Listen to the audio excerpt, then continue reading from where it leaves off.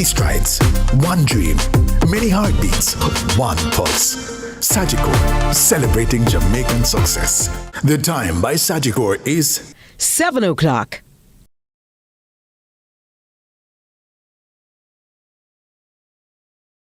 Grades. Weather event stirs chaos and destruction. Unidentified man shot and killed in St. James Friday night. And in sports, bad start for Jamaica at Paris Olympics.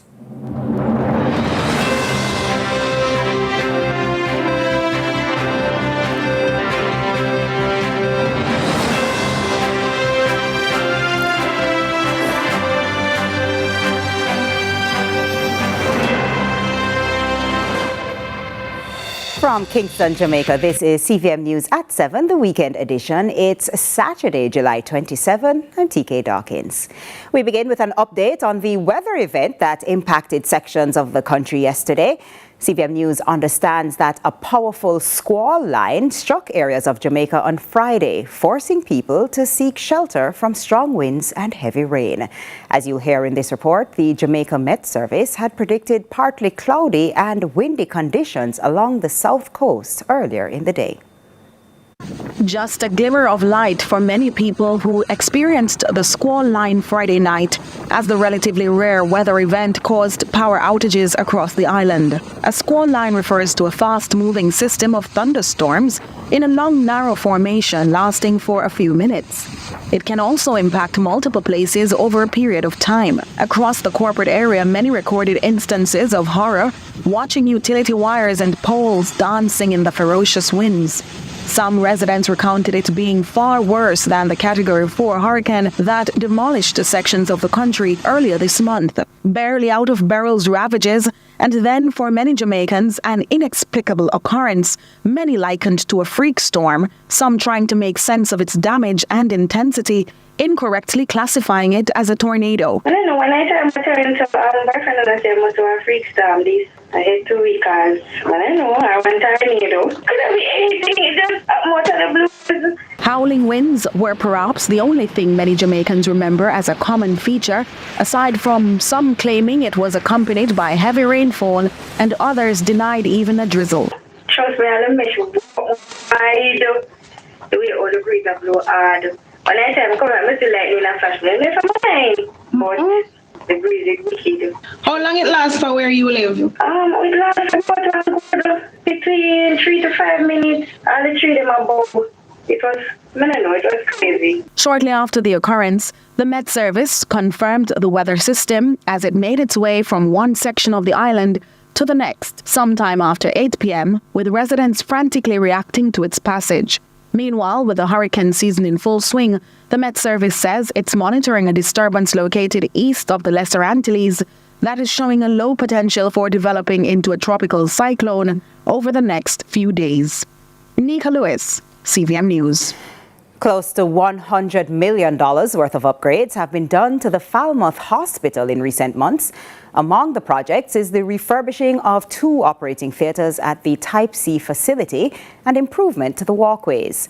The health minister, on a tour Friday, notes the hospital has been doing fairly well. Nika Lewis reports. Just recently, a patient undergoing an hours-long operation. The island's health minister knows all too well the importance of having more than just a team of experts, but the right tools for the job.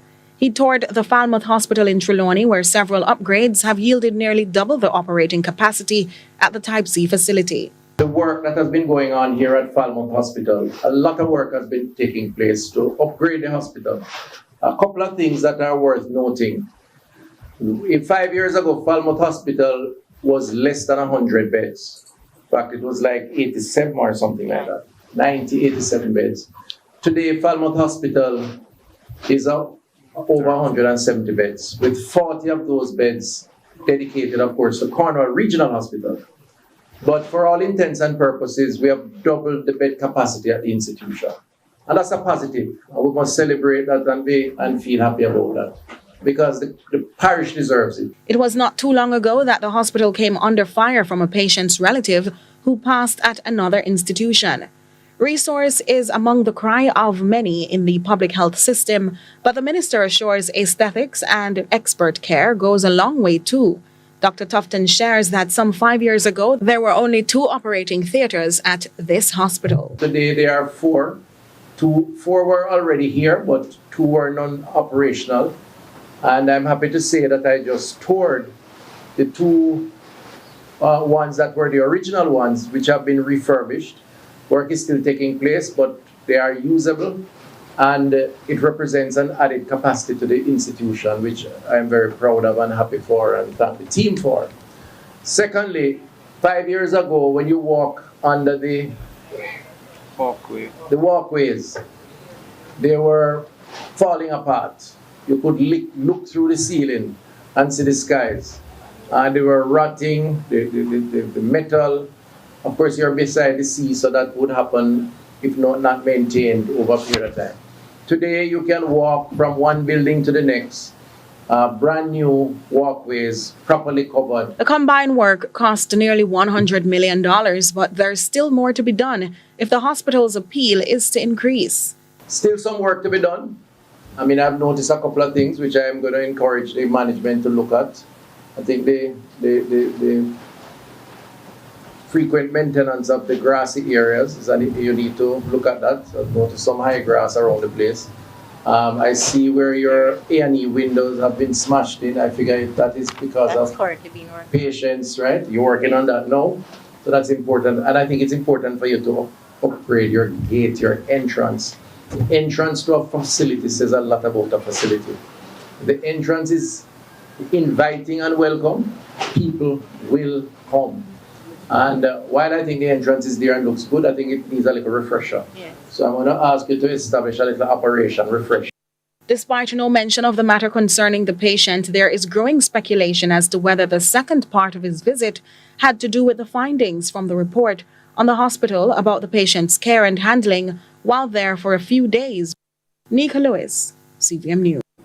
And in the meantime, the health minister commended the people of Trelawney and the Falmouth Hospital staff for their efforts in reducing the number of social cases. I am very encouraged by the fact that only 2 social cases are in this institution. There was a time when quite a bit more were here. And I want to commend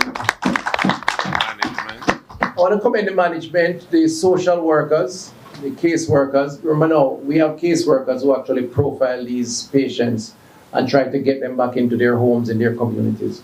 And I want to commend the community, because clearly the message hopefully is getting out that the community, the residents, the relatives have a responsibility to take care of their loved ones, but also to collaborate with us, because we have the mental health teams that are out there in the communities providing support. Police are yet to disclose the identity of a male found along Harbour Street in St. James last evening at around 10. Reports are that police responded to calls of a shooting incident along Harbour Street in downtown Montego Bay Friday night, where the male was found with multiple gunshot wounds to the upper body, lying on his back.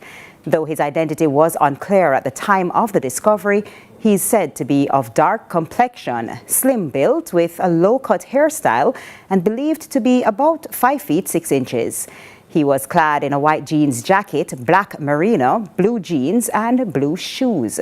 He was transported to the Cornwall Regional Hospital, where he was pronounced. Sources indicate it was only months ago that 2 other males lost their lives tragically in that same area. Opposition senators yesterday marched out of Gordon House during the sitting of the Senate. Opposition Senator Lambert Brown, finding issue with the latest amendment to the Road Traffic Act, was accused of allegedly misinforming the public. Our reporter, Courtney Lewis, has more. It's a scene that looks a little familiar. Friday, opposition senators walked out of Gordon House after a heated debate over alleged misinformation. And when I look at this bill this year, and the bill last year, the act last year that is changing, it has the same enactment clause. The Senate's President Tom Tavares Finson clarified the statement, saying the Road Traffic Reprieve and Nullification of Prescribed Notices Amendment Act of 2024, which was passed, was not yet approved by the Governor General, and publicizing it as law was misinformation. Why? A bill shall not become law until the Governor General has assented thereto in Her Majesty's name and on Her Majesty's behalf, and has signed it in token of such assent. The bill that was passed to change the relevant clause has not been consented to by the Governor General. So you go on social media and mislead the entire 80 people that follow you. But after being accused of being untrue, Tavares Vincent disallowed members to speak, prompting the quick exit of the opposition senators. And I see on social media, I'm right it, you know. That's not true. You're lying, President.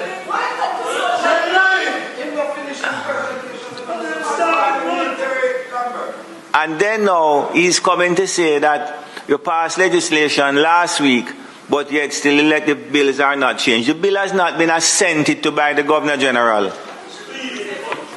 And since you said that I'm a liar, right, I don't have an issue with that. So next speaker, because I'm not hearing you. The Senate's business continued without the opposition, with agreement for the bill to be addressed another time. Courtney Lewis for CVM News. A Jamaican man living and operating his business in Cayman since 1992 is appealing to the legal and security experts in his birth country to resolve the matter which has shaded the sale of his property in Bogwalk, St. Catherine. Unfortunately, July is particularly painful for him, and he wants this long suffering to end. Curlin Brown reports. Waiting out of patience. That's what Michael A. Kelly says led him to mount a protest on the sidewalk along Dorsey Drive, Industrial Park, just outside the Jamaica Consulate in Georgetown, Cayman Islands.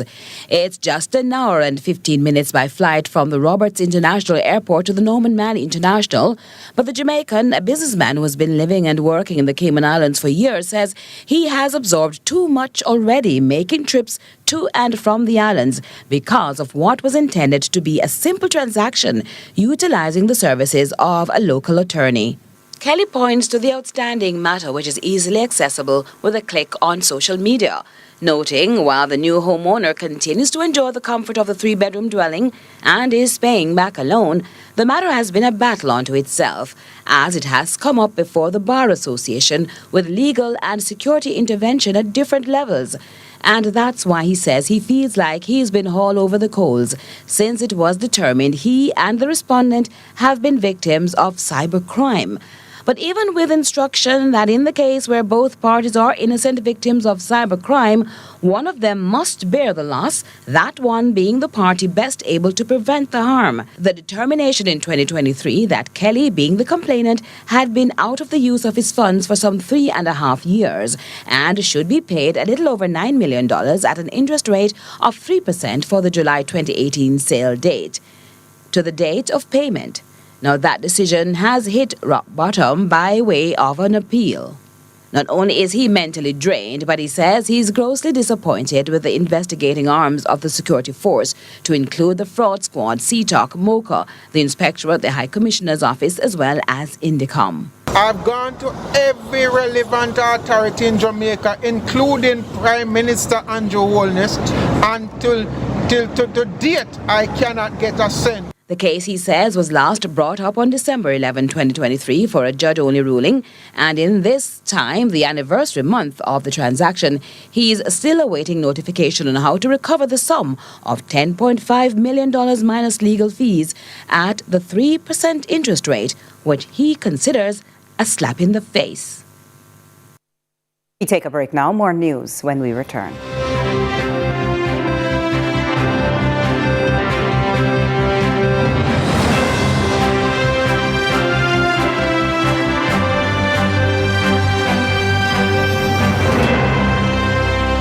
The news is in. You are loving MTM on CVM. And for those who don't know, we are the Mitchells. I'm Wayne. And I'm Tammy. And you can come along with us on our journey every Wednesday, 8 p.m. Right here, you can see it happening on CVM TV. Yeah, MTM man, CVM man. See it happen, man. CVM man, MTM man, CVM man. See it happen, man. CVM man.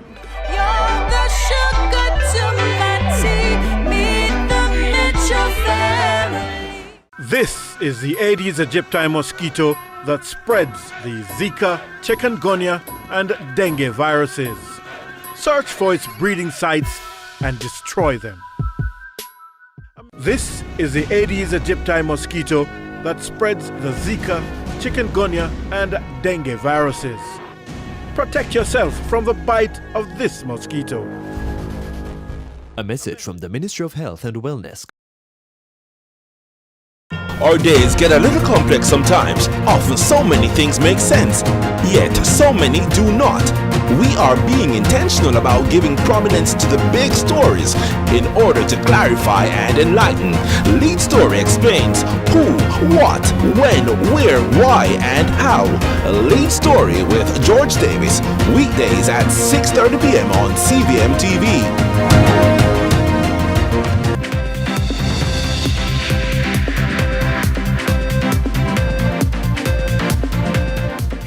Welcome back to CVM News at 7. Following the Ministry of Health and Wellness's announcement of a potential increase in dengue cases, it's all hands on deck to prevent an outbreak. Stakeholders in Kingston and St. Andrew have embarked on a mission to fog their way through, despite concerns. Trisha Kelly has the details. Mosquitoes here, there, and everywhere. And the Ministry of Health and Wellness says it won't be taking any chances. In Kingston and St. Andrew, the medical department is urging citizens, even those outside the municipality, to attack the problem in and around their homes. Chief Public Health Inspector Grayson Hutchinson says it's critical they take precautionary measures. The key message is that once per week, or at least once per week, householders should in fact check their premises for mosquito breeding sites and treat these breeding sites where found. But just to ensure that the breeding sites are eliminated, the health department will be playing its part, fogging communities island-wide. This despite some locals protesting the method in recent times, and that has prompted the health department to dismiss claims that the chemical should not be used. I wish to point out that all chemicals are toxic. It is the dose that makes the difference, according to the father of toxicology, Paracelsus. And we would have been given a proportion to use. Hutchinson assures the public this method is safe, but for persons with sinusitis or any other medical condition, and even those who simply want to remain safe, he encourages using a wet rag to cover the nose and mouth. Fogging has already begun and will continue over the next few weeks. Kingston's Mayor Andrew Swaby says some areas will be prioritized. They have highlighted our gullies, that in these gullies and the base of the gullies that there are a lot of breakaways, and we had left water in these breakaways, and these are possible breeding sites. So it's an issue that we have to have a discussion with the National Works Agency about the gully and with our own self about these gullies and how we deal with those issues.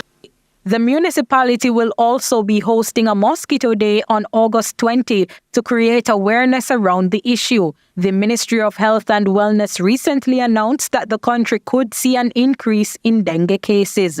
Trisha Kelly, CVM News. And let's take a look now at regional and international news. We begin with news in the region. 3 ships from Russia's Baltic Fleet are visiting Cuba today. This is the second trip to the island by Russian naval vessels since June. Locals in Havana watched as the Russian warships arrived for the second time in a visit Cuba calls routine. Cuban authorities fired shots into the air to signal their welcome, while curious fishermen watched from Havana's waterside promenade as the ships advanced up the bay.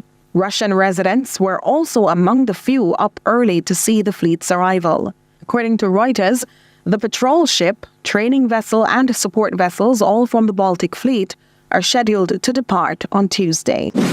Still in the region, gang violence also has left some 580,000 people homeless across Haiti, with many crowding into makeshift shelters or taking over schools, causing them to shut down. More from Africa News.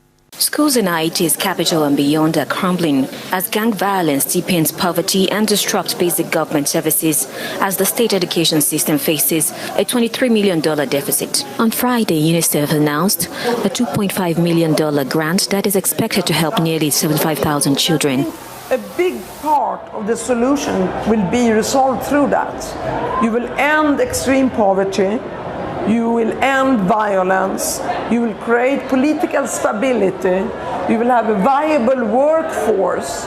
Gang violence has also left some 580,000 people homeless across Haiti, with many crowding into makeshift shelters. It is very difficult because the camp has huge impact. At night, after closing the school, the courtyard is crowded with people, but we allow them to stay. We are human. We cannot throw them out. That also creates very bad hygienic problems. In international news now, Ismael Elmayo Zambada has appeared in a U.S. court after being tricked by U.S. federal agents into entering the U.S.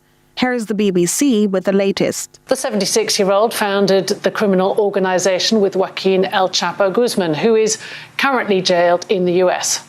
Also arrested Thursday alongside Mr. Zambada was the son of the notorious El Chapo Guzman, Joaquin Guzman Lopez. American prosecutors say the Sinaloa cartel is the biggest supplier of drugs to the United States. U.S. Attorney General Merrick Garland spoke earlier about the cartel leaders' arrests, saying they were responsible for America's fentanyl epidemic. Fentanyl is the deadliest drug threat our country has ever faced. The Justice Department will not rest until every single cartel leader, member, and associate responsible for poisoning our communities is held accountable. U.S. media reports that Mr. Zambada, who you see here in this photo taken Thursday and obtained by our U.S. partner CBS News, was tricked by a high-ranking cartel member into boarding a plane that he thought was going to southern Mexico. The plane instead flew to El Paso, Texas, where he and Mr. Lopez were arrested when they landed. It followed a month-long investigation that Mexico says it was unaware of until the arrests were made. Mexico's president is calling for full transparency from the U.S. about the capture. That's it for regional and international news. I'm Nika Lewis. Taking a quick break, Inspire Jamaica is next.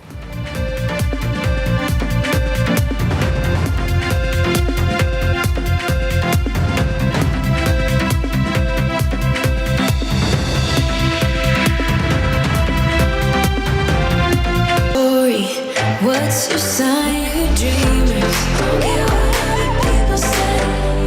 We're doing this in our own way. We come alive. We come alive. We come alive. We're doing this in our own way. We come alive.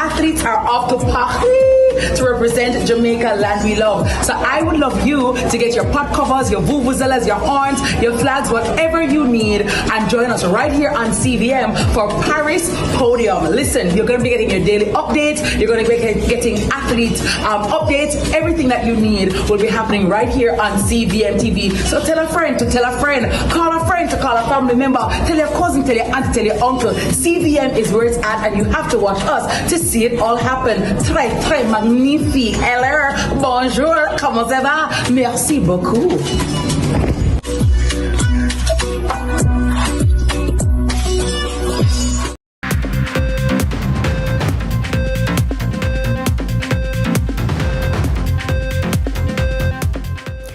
Welcome back. If measuring the impact of gun violence ended with the high number of deaths, we would be excluding the alarming cases of survivors.